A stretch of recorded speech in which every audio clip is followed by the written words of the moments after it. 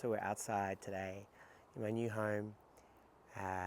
So if you hear some beautiful birds or you hear some annoying birds, that is why.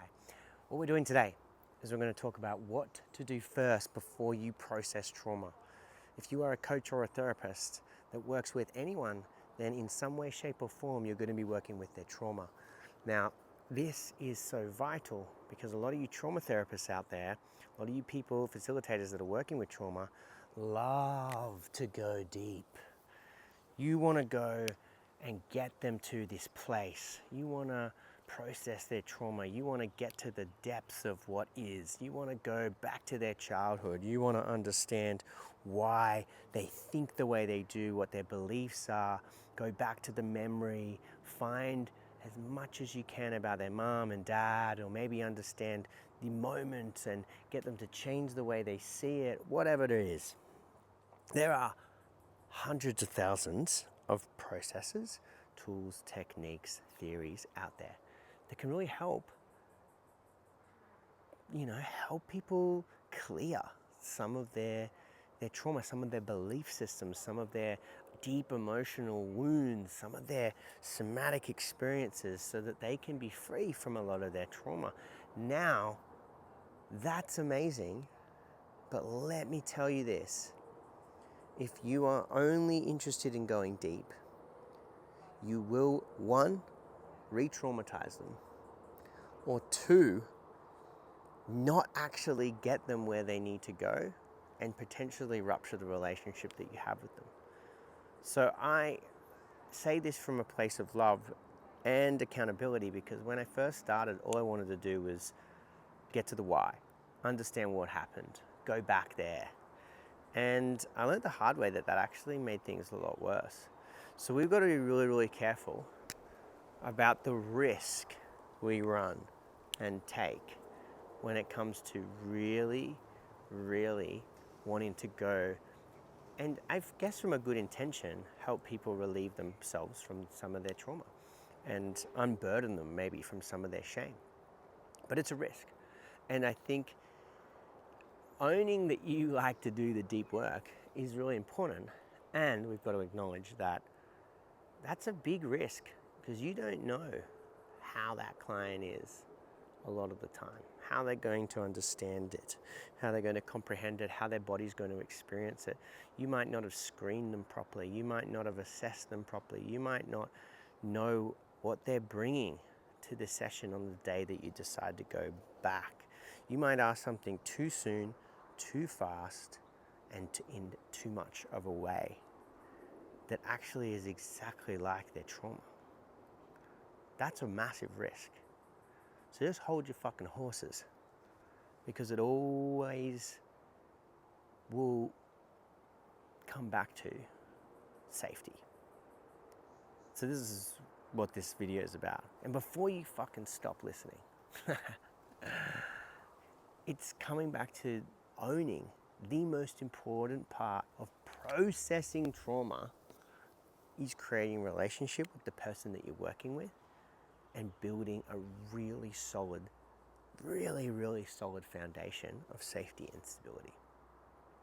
One of my oldest clients, probably my most traumatized client, we will never go past safety and stability and maybe creating more awareness, because it'd be too much. It's not at a place where it's possible to potentially get them into such a deep place or going back to something so painful that they will be able to be okay. Does that not mean we've not done amazing work helping her with her trauma? Absolutely it has. Processing trauma is about being able to find a way to be safe in your body again, being able to be okay within your nervous system, or being able to rebound after your nervous system has sort of spun out a little bit. This is trauma work. So think that trauma work isn't safety and stability is reckless and dangerous, and we need to come back and honor how important the safety and stability is. So hopefully this makes sense. This is what therapists are missing. I was just in the refinement roundtable, and beautifully and pure intentionally, one of the therapists was like, I just love going deep, and I just want to go back and work through all their trauma. And, you know, that's what I prefer to do, and I just don't know my way in. And I'm like, whoa, whoa, whoa, whoa, whoa, whoa, whoa. We've seen them for three weeks. Like, slow down. How do we know they're even ready to do that? What does their boiling point look like? What does their freezing point look like? So when they're talking about too much that's gone too offline, which is boiling, hyperarousal, super activated, or when they're shutting down, when they're dissociating, when they're going into their freeze response. Why do we know? How will we know in the session? This is really, really important. So there's other videos on that where I deep dive on the window of tolerance and really helping people be able to get to an understanding of what that can look like. But for now, what I want to really get you to see is that safety and stability aspect. And the more that we focus on safety and stability, the more that we can eventually go into the trauma more specifically and do that deep work that you like doing. Trust me, I like doing it too. But it's all about devoted nurture, which is one of the pillars of my self-worth model. And true devoted nurture, which essentially is a fancy way of saying self-care, is the pillar that helps us build, or one piece of the puzzle that builds safety and stability. And what I mean by this, honestly, is the fucking basics. So if you think the basics are boring, we need to check ourselves. We need to come back to the roots of what works, because this is what works the best. Then do your fucking child work, process work, hypnotherapy, process this, deep dive this, breath work this, whatever. Do it all. Once this is here, and then when it is needed, we go there. And we move with the body, we move with what the client needs, and we intuitively meet them where they are.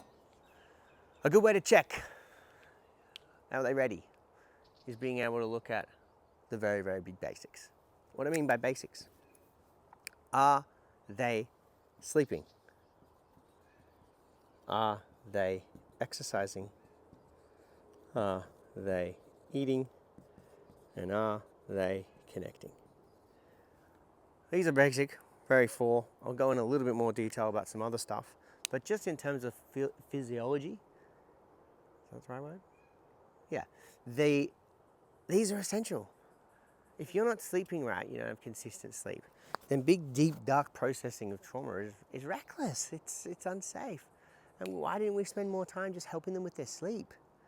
It's going to have a massive, massive, massive difference in their life when they can work through some of their sleep. Now, they might not be able to sleep because of some of their trauma, but we're still looking at whether or not they have capacity to even process the trauma because of the way their nervous system might be because of the lack of sleep. Now, it doesn't mean, again, that we have to go and process the nightmare or process the repeating cycle that helps them, that stops them from sleeping. What we need to do is help them become more safe in their bodies. Help them come back to what can maybe alleviate some of this other pressure that maybe makes sleep more accessible. A very good way of doing this is, how are they moving? How are they moving their body? What does exercise look like for them? Again, some traumatized people think I guess they feel that exercise is too much. My partner found running really, really struggling because she would activate her nervous system too much and she'd go into a panic state. So we've got to be very sensitive on what exercise looks like. High cardio, strength training, all that stuff is very, very good, but it's a blanket term. So we really got to come back to, where do we meet the client where they are? But exercise is essential, and it's a basic. How are they moving their body? Are they getting outside to kind of move their body around, get some sunlight in, do some basic sort of stretching, like whatever it might be, a small amount of, lots of loud birds, small amount, but really being able to just honor it. Am I actually moving? Because guess what's staying stuck? Emotions, because they're emotions. It's emotions. It's energy in motion, right? So if I'm not exercising or moving my body, I'm not moving anything. This is an energy that comes inside of me and I don't do anything with it. So what does it do? Stay stuck or come out sideways. Reactivity, irritability, rage, panic, whatever it might be. Eating. Now, we can be careful with eating, but it is a basic need. We cannot do it. We cannot survive without it. So overeating, dysfunctional eating, disordered eating, we got to watch that, we got to monitor that, we got to assess that. But again, this is still a basic. Let's assess where they're at with their fucking food. Let's look at what they are eating. How do we get down to the basics of intake of food? Healthy, nutritious food. Are they self-soothing with eating? Are they overeating? We can learn all that stuff, but also how are they devoting their nurture of what their intake is, of how they care about their body, what they're putting back into their body. Are they eating regularly? How can they start to eat regularly? Hopefully you could see, like, why would I move away from this and start processing their trauma if this isn't sorted, if this isn't foundational? Connecting. If I'm isolated alone and I cannot hang out with other people and I cannot connect, or I don't have a support network, we can't be processing their trauma. We can't be going deep. We have to create a safe network around them. I have to create an ability for them to be able to at least connect to themselves, and maybe then hopefully some others, at least one, that they can call. That we know that outside of us, there is something there. Community group, bare minimum. Facebook group even, bare minimum. How are they connecting? This is the basics. If you aren't screening for this, what are we doing? And if you aren't then assessing this as a basic understanding of where someone is at, you're missing really awesome results and runs on the table for a human being. Now let me tell you this next part. And maybe this is controversial, but it's also fucking simple and hopefully makes perfect sense to you. We need to get non-negotiable about all of these things, but on top of that, general self-care. So what are the 5 or 6 things that a person can do that is non-negotiable self-care that they do for themselves in a week? This is by far, and I am a trauma specialist, I deal with and process lots of trauma. This is by far the number one most effective tool for coaches and therapists that I'm working with, let alone not, people that are just coming to me with their trauma. It's non-negotiable self-care. Letting self-care be revamped as a boundary that I set with myself, that when I choose to do this for me, I am looking after me. It is 100% the thing that is the creating, the foundation, the scaffolding, the platform of how I want to move, how I want to look after me. Can you imagine you're about to process some big heavy lifting trauma and then not doing anything for self-care? This is reckless. This is dangerous. This is too much of a risk. So do not go into a deep hypnotherapy process where we're clearing big things or we're moving energy or whatever when we're not looking at the basics. I can't stress this enough. It is so powerful.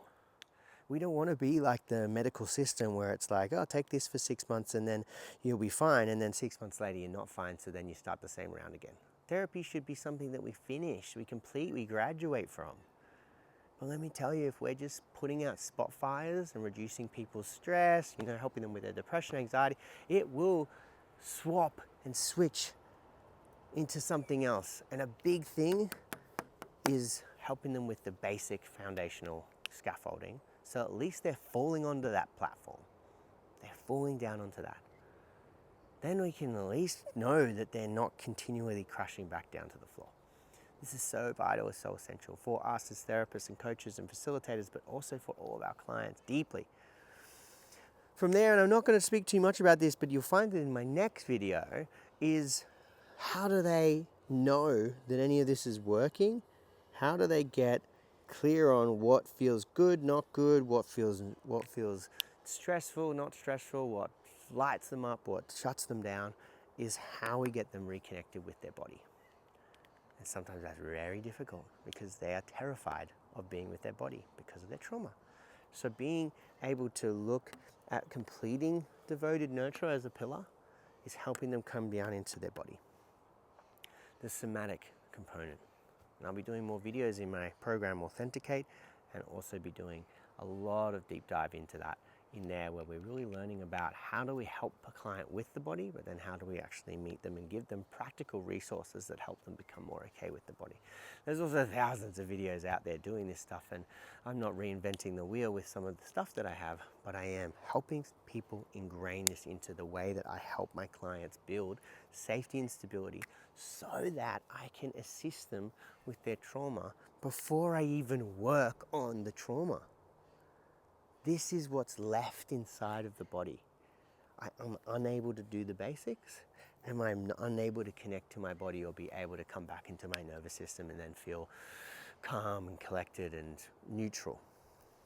So this is trauma work. I really hope you see that. This is the trauma work. Safety and stability is trauma work and is the most important pillar before we go backwards, before we move forwards. It's safety and stability. If you like this video, let me know, and I will see you on the next one.